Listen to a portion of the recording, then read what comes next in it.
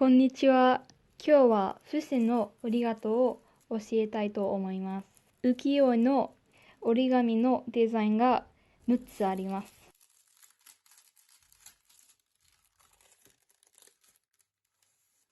この浮世絵は本当に人気ですね。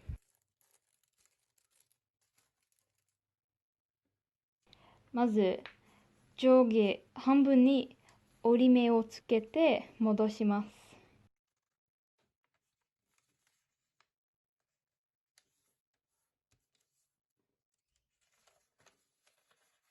2回三角に折り目をつけて戻します。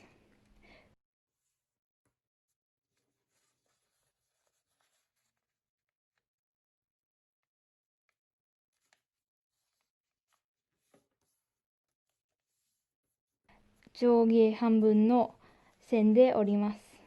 これはちょっと難しいですが、上の角をあえて潰します。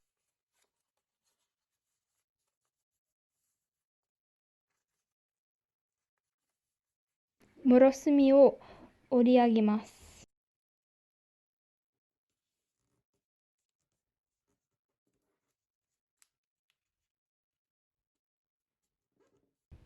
裏返して同じように折ります。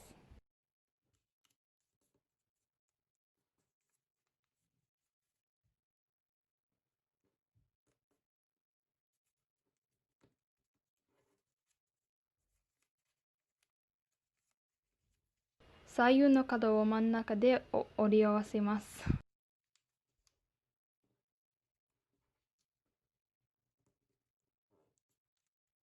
裏返して同じように折ります。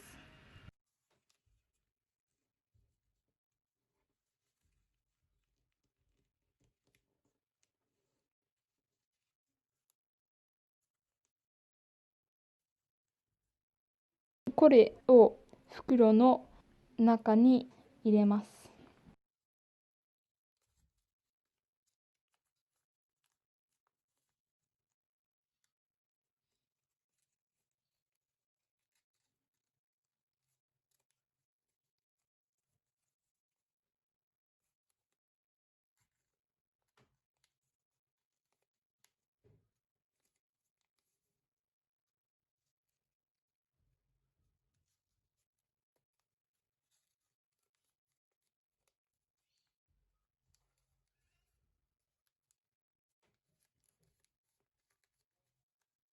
下の穴から息を吹き入れて風船が作れます。